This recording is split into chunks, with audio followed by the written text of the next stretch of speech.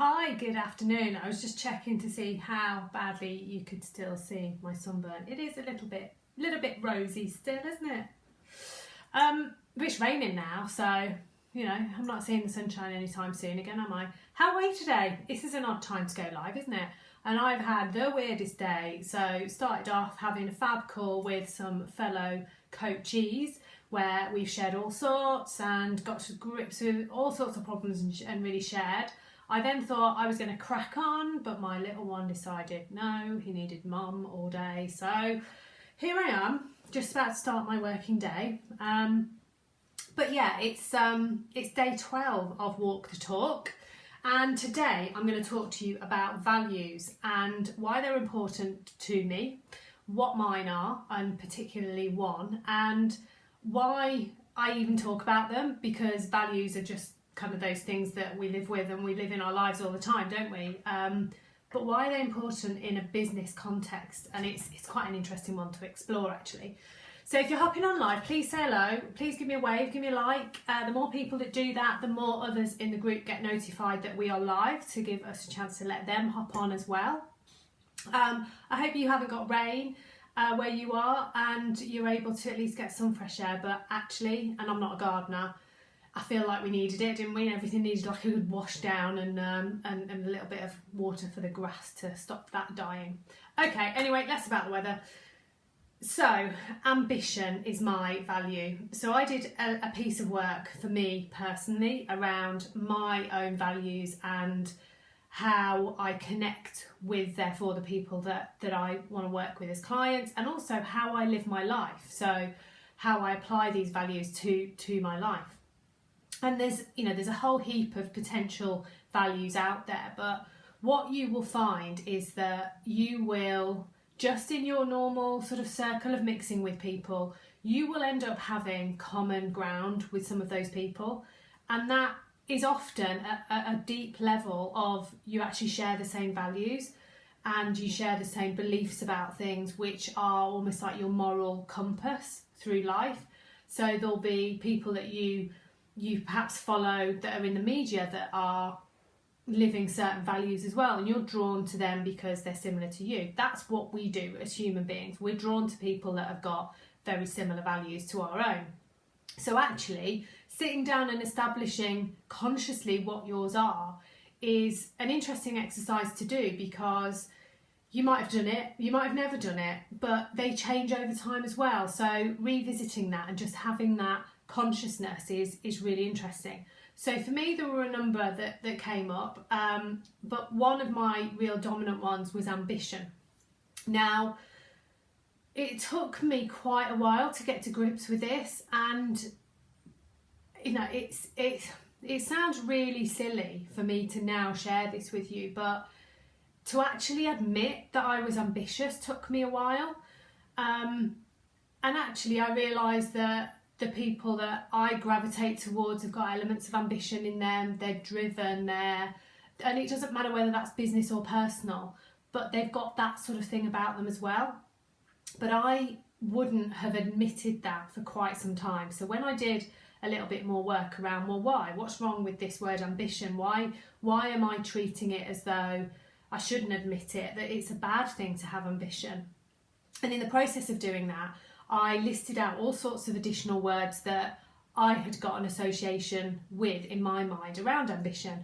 And it's amazing what came up for me. So I had things like greed and being ruthless, being heartless, cutthroat, aggressive. That was one that came up for me. I mean, how can you be ambitious and yet I'd got this word aggressive in there? It's just so weird.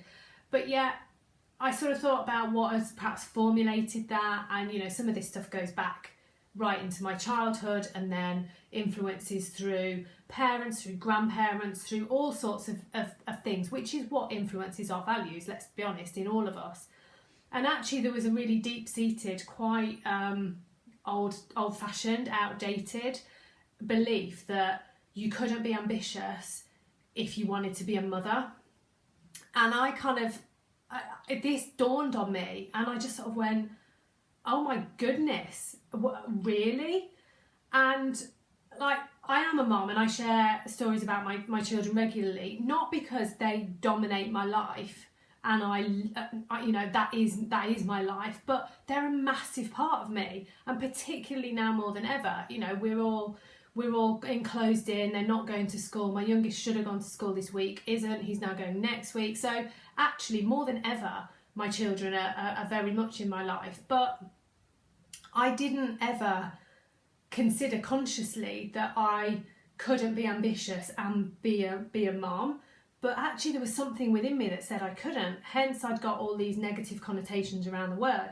So coming to terms with that allowed me to say, okay, so I am now a mom, and look what I've already achieved, and look at the plans I'm making as to what I still want to achieve. So it isn't a case of you can only ever be one or the other.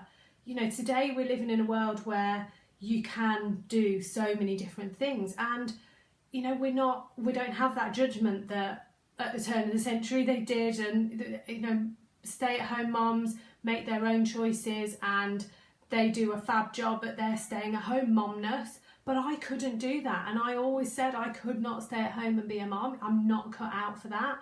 I need to be doing other things as well. But you know what? And now more than ever, I have total and utter respect for those that do stay at home and they are mom on a full-time basis. So when I finally admitted this, right, I've got this ambition, what that allowed me to do was just kind of lean into it a bit and relax about it a little bit more. Just go, okay, right, I need to start getting comfortable with admitting that and talking about that a lot more, and saying, you know, I'm not embarrassed to say that I'm ambitious. I'm not embarrassed to say I've got targets within my business that I want to meet. I've got things that I want to achieve. I want to take the business forward. I want to do this and I want to do that. And it was a relief to be able to actually say it without then all this chitter chatter of going, yes but, or yes but that'll mean you're greedy, and that'll mean you're this, and that'll mean you're the other. Just letting go of that, I'd stopped carrying that around with me, so I could just stand then in my ambitious value and say, it's fine, this is who I am.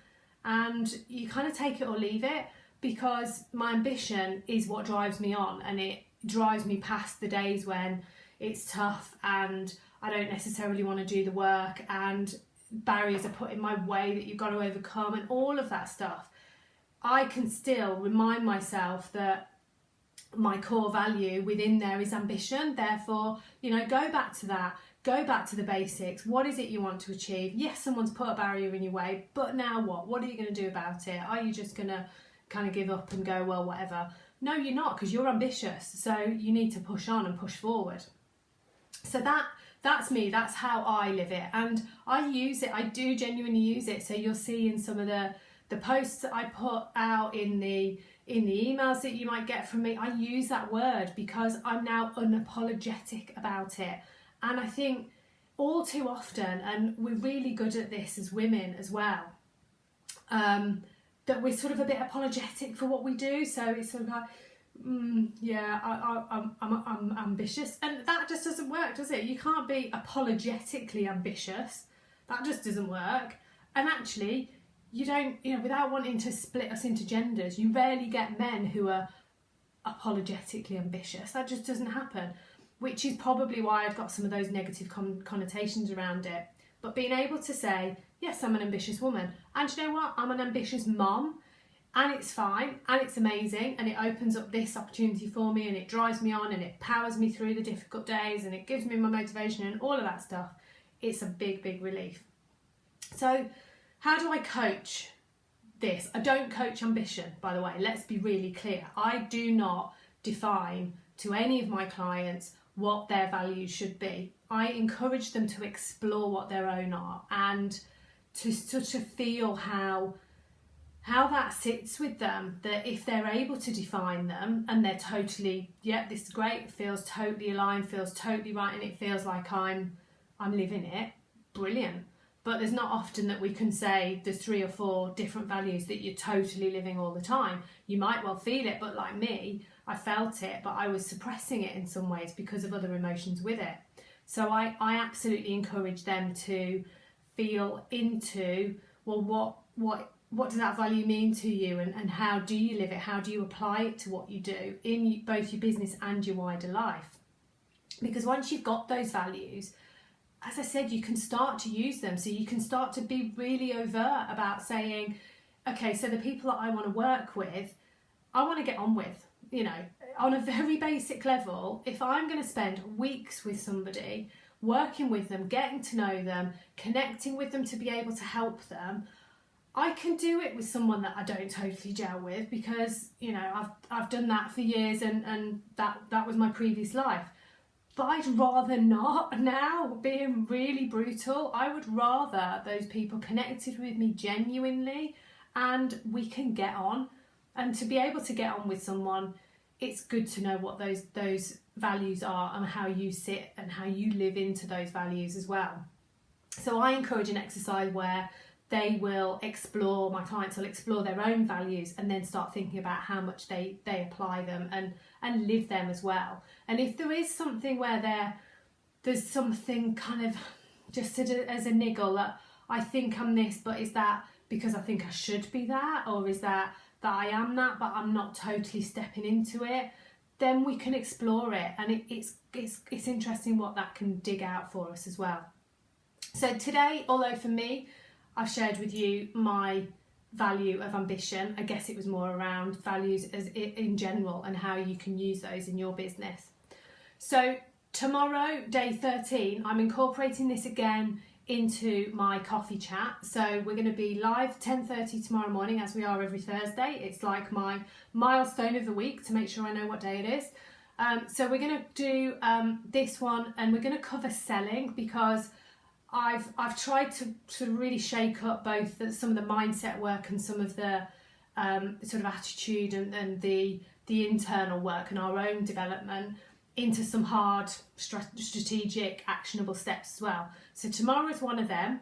Tomorrow is around selling comfortably and being able to take your service and talk to people, talk to your ideal client about that service. So that's what we're going to cover at 10:30 tomorrow. And then the final thing to tell you, to remind you, is please register for the, I have to really concentrate, Employed to Empowered Entrepreneur Challenge.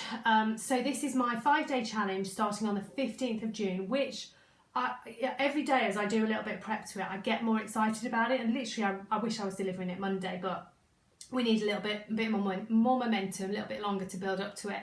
But it is packed with stuff. So the idea behind this is that it's taking you from a place where you're not totally kind of wedded to the employed corporate life, and you're looking to take yourself into a place where you can financially support yourself via your own business. So those 5 days are going to be a journey through that process of, what have I got now, today, right here, sat here, without going on that course and doing that thing and then learning that skill and doing all these things. What have you got here and now that you can take to the world as your product, as your service, as you, and you can sell it online? What have you already got? Because every single person is sat on a skill that you can do something with, and you can grow and you can nurture and you can find clients that will pay you for it. So we take you through that process as well. We also then look at the really early days, some of the planning techniques, just to really avoid the pitfalls of, yeah, I've got this amazing idea and I'm just going to go full whack into it and I'm just going to busy myself doing this thing and this thing. And then you kind of tire yourself out. You've done tons of stuff, but you've not brought any clients in, because until you do, you've really just got a sort of interested hobby and you need to turn it into a business as quickly as possible. So I'm taking you right the way through to the first few weeks and months of actions, so you can apply them to actually start getting clients and getting results, so you've got a real, true, bona fide business really quickly. And, you know, the results have been amazing from the people that have done the previous one, but this one's bigger and better. So I can't wait to deliver it. If you haven't already, please register, because that just means you're going to get the updates, you'll get the summaries of the days as we go through them, you'll get the homework tasks, because yes, it's not just a case of sitting and letting it wash in and wash out, you need to take the action as well. So there's going to be homework, there's going to be giveaways, we're going to have loads of fun. It's going to be Fab Challenge starting a week on Monday, so the 15th of June. So I'm going to go and get some more work done while my children are quiet, and I will see you tomorrow at 10:30 for our coffee chat, where we're talking about how to sell comfortably. Selling, ooh, that makes people feel funny, doesn't it? Rosanna, lovely to see you. I think you are still with me watching. So go and have a great rest of your day. I hope it's not too wet, but just think of the gardens and the reservoirs getting refilled. That's what we need. And I'll see you tomorrow morning at 10:30. See you later. Bye.